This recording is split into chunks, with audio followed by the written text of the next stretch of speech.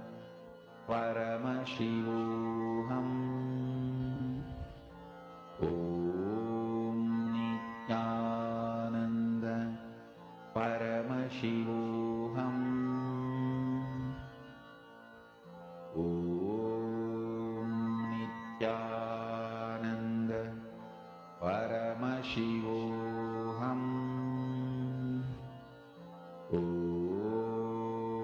Nithyananda Paramashivoham. Om Nithyananda Paramashivam.